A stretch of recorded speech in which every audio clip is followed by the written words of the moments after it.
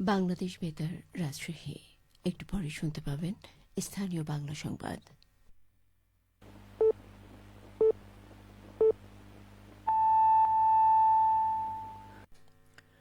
আসসালামু আলাইকুম। সন্ধে ৭টা। বাংলাদেশ বেতার রাজশাহী। স্থানীয় সংবাদ পড়ছি মাসুম আখতারুজ্জামান অনিক।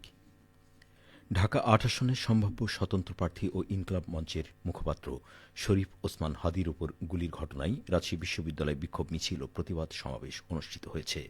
আজ বিকেল ৪:৩০টায় বিশ্ববিদ্যালয়ের শহীদ মিনার চত্বর থেকে মিছিলটি শুরু হয়ে ক্যাম্পাসের বিভিন্ন সড়ক প্রদক্ষিণ শেষে কাদলা গেট হয়ে তালাইমারি মোড়ে সমাবেশে মিলিত হয়। সমাবেশে বক্তারা হামলাকারীদের দ্রুত শনাক্ত করে গ্রেপ্তার ও আইনের আওতায় আনার দাবি জানান। তারা বলেন, ওসমান হাদির ওপর হামলাকারীদের হুঁশিয়ার করে বলতে চাই, তোমাদের দাঁত ভাঙা জবাব দেওয়া হবে। সমাবেশ শেষে গুলিবিদ্ধ হাদির সুস্থতা কামনায় মোনাজাত করা হয়। বিক্ষোভ সমাবেশে উপস্থিত ছিলেন রাকসুর ভিপি ও রাজশাহী বিশ্ববিদ্যালয়ের ছাত্র শিবিরের সভাপতি মুস্তাকুর রহমান জাহিদ, রাকসুর জিএস সালাউদ্দিন আম্মার, রাবির ছাত্র শিবিরের সাধারণ সম্পাদক মুজাহিদ ফয়সাল সহ অন্যান্য নেতাকর্মীরা।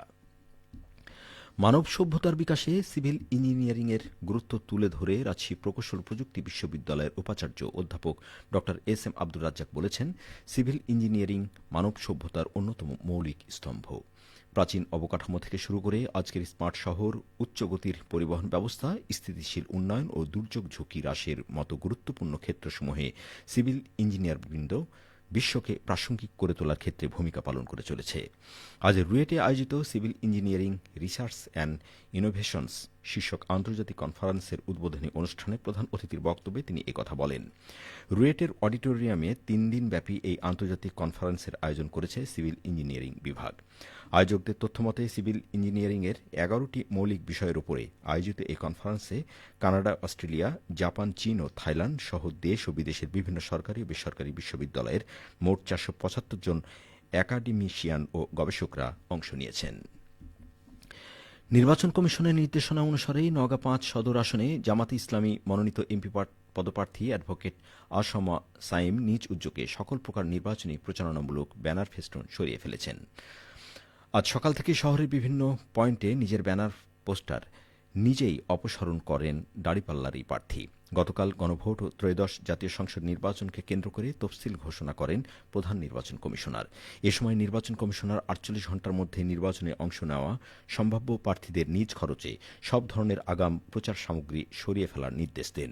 সেই প্রজ্ঞাপনের আলোকে আজ সকালে জামাতের মনোনীত প্রার্থী নেতাকর্মীদের নিয়ে শহরের দয়ালের মোড়ে তার নির্বাচনী ব্যানার পোস্টার নিজ হাতে খুলে অপসারণ শুরু করেন। এ সময় নির্বাচনের তফসিলকে স্বাগত জানিয়ে এমপি পদপ্রার্থী বলেন, আইনের প্রতি সর্বোচ্চ শ্রদ্ধা রেখে রাজনীতি কার্যক্রম পরিচালনা করে জামাত ইসলামী। নির্বাচনে প্রশাসনকে সর্বাত্মক সহযোগিতারও আশ্বাস দেন জামাতের এই প্রার্থী। নওগাঁর রানীনগরে শুরু হয়েছে ৫ দিনব্যাপী উপজেলা কাব ক্যাম্পুরি। আজ সকালে বাংলাদেশ স্কাউটস উপজেলা শাখার আয়োজনে রানীনগর বালিকা উচ্চ বিদ্যালয় চত্বরে উদ্বোধনী অনুষ্ঠানে প্রধান অতিথি ছিলেন উপজেলা নির্বাহী কর্মকর্তা মোহাম্মদ রাকিবুল হাসান। আয়োজকরা জানান, ৫ দিনব্যাপী এই উপজেলা কাব ক্যাম্পুরিতে উপজেলার ৩৫টি প্রাথমিক বিদ্যালয়ের মোট ২০০ জন শিক্ষার্থী অংশগ্রহণ করেছে। আগামী ১৫ ডিসেম্বর পর্যন্ত এই ক্যাম্পুরি অনুষ্ঠিত হবে। উপজেলা স্কাউটসের কমিশনার মিজানুর রহমানের সভাপতিত্বে ও সম্পাদক আবু সাইদ প্রামাণিকের সঞ্চালনায় উদ্বোধনী অনুষ্ঠানে উপস্থিত ছিলেন উপজেলা প্রাথমিক শিক্ষা কর্মকর্তা মোহাম্মদ আশরাফুল ইসলাম। নাটোরের নর্থ বেঙ্গল চিনি কলে এ পর্যন্ত ৫৪,৪২৫ মেট্রিক টন আখ মাড়াই করে ২,৭৬০ মেট্রিক টন চিনি উৎপাদন করতে সক্ষম হয়েছে। ৩৪ লক্ষ মাড়াই দিবসে ৩৪ আখ মাড়াই দিবসে চিনি কলে এই চিনি উৎপাদন হয়।